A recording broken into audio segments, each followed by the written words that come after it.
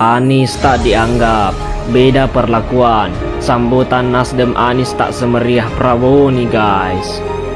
Ada kejadian yang bikin heran nih guys. Ada perbedaan perlakuan yang diberikan Partai Nasdem terhadap Anies Baswedan.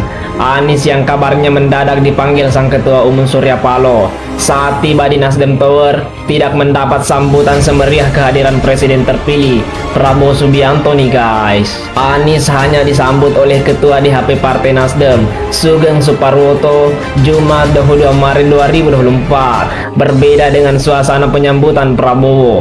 Saat Prabowo tiba, ada karpet merah yang disiapkan. Surya Paloh juga menyambut langsung kedatangan Prabowo nih guys. Kini baik Paloh ataupun karpet merah tak lagi terlihat saat Anies tiba di Nasdem Tower nih guys. Anies masuk ke Nasdem Tower melalui sisi kiri gedung. Sementara kedatangan Prabowo Subianto sudah ditunggu dan langsung disambut oleh Surya Paloh nih guys. Bahkan Paloh langsung memeluk hangat Prabowo Subianto saat tiba di depannya. Wah, gimana menurut kalian nih guys? Akankah Surya Paloh bersinggungan dengan Anies Baswedan? Bagaimana menurut kalian? Jangan lupa tulis di kolom komentar. Semoga informasi ini bisa bermanfaat. Yang penting elektabilitas Nasdem itu naik. Dan udah terbukti sekarang. Ya, tapi kalau Anies nanti tidak bisa maju sebagai Tujuan utama Partai Nasdem mengusung Anies Baswedan sebagai capres ternyata bukan untuk mengantarkan mantan Gubernur DKI Jakarta itu sebagai orang nomor satu di Republik ini.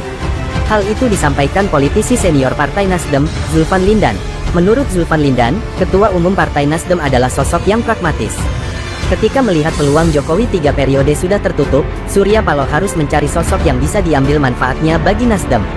Dari 3 nama yang diajukan sebagai capres oleh Nasdem, Anies Baswedan lah yang paling pas untuk diusung sebagai capres.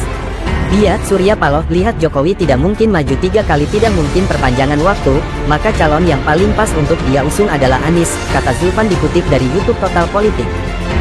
Caimin itu jadi cawapres itu sebetulnya skenarionya dari Bang Surya Paloh. Dan jangan-jangan hasil pertemuan pada bulan Desember atau bulan Januari itu gitu loh. Kenapa bukan AHY yang jadi wakilnya? Karena kalau AHY yang jadi wakilnya Anies, ini betul-betul gerakan perubahan kuat sekali, dua-duanya tokoh perubahan. Tapi kalau Anies perubahan digabung dengan Caimin yang koalisi pemerintahan, ini jadinya agak lemah ini. Dan basisnya Anies dengan basisnya Muhaimin itu kan sangat berbeda. Maka kalau dicampur, ini sampai kapanpun nggak pernah nyampur. Jadi menurut saya ini sebetulnya skenario Pak Jokowi yang dijalankan oleh Surya Paloh. Begitu kalau menurut saya. Tindakan Surya Paloh itu tindakan yang tidak etis. Dibilang sebabi-babinya, ya kan? Tahu. Pasti tahu lah. Oke. Itu tidak etis sesungguhnya. Ekspresi Anies Baswedan terlihat lemas menanggapi isu Surya Paloh bergabung dengan koalisi Prabowo.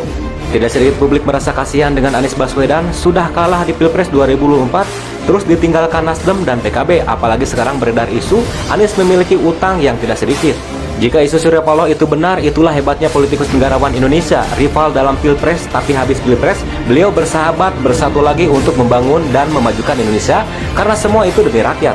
Tidak sedikit pendukung 01 berharap agar Anies Baswedan segera legowo dan segera ikut bergabung koalisi Prabowo, agar karir politik Anies tetap maju ya, dan dapat ikut lagi di Pilpres 2029 nanti.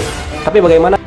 Inilah yang sedang terjadi, dan ini benar-benar terjadi.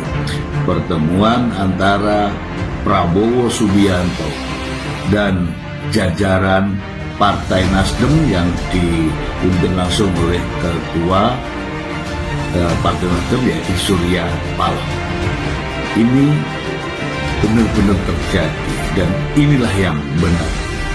Ketika Ketua KPU telah mengumumkan siapa pemenang Pilpres, seyogianya Ketua Partai harus segera melihat ini politik.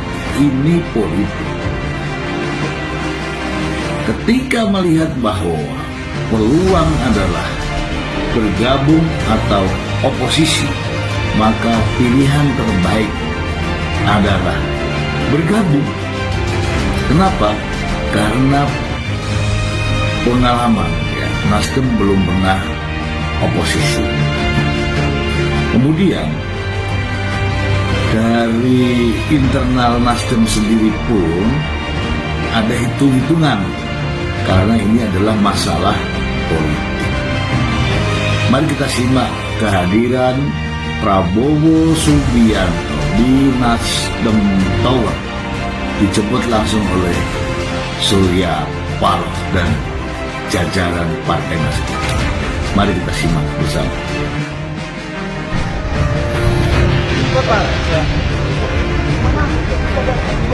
Nah, ini yang benar ya.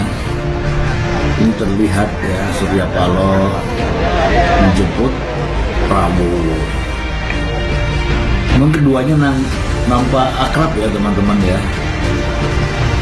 Dengan berjalan beriringan, bahkan juga bergandengan tangan ya. Keduanya berjalan bersama-sama dan menyapa para wartawan. Ini di markasnya Nasdem ya, Nasdem Tower. Ini Surya Paloh ya, bukan hanya mementingkan perorangan diri seorang Anies Baswedan. Surya Paloh pun juga berpikir bahwa Nasdem secara keluarga besar masih banyak yang harus diperhatikan. Ada dari calegnya, ada dari pengurus, ada dari keluarga besarnya, dan semuanya harus diperhatikan. Tidak hanya mementingkan kondisi kepentingan Anies Baswedan semata, tapi dia juga harus mementingkan partainya. Dan ingat ya, di koalisi kubu Amin di sana ada PKS dan PKB.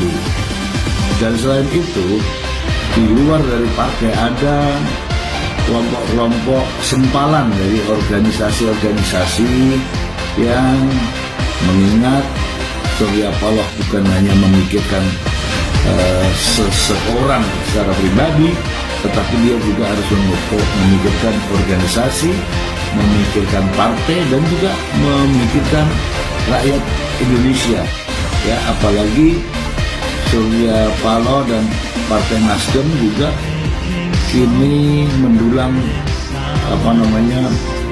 suara yang cukup signifikan ya. Dan ini sangat luar biasa. Ini fakta ya kawan-kawan, fakta bahwa Nasdem telah meninggalkan Anies Baswedan atau koalisi Amin. Demikian.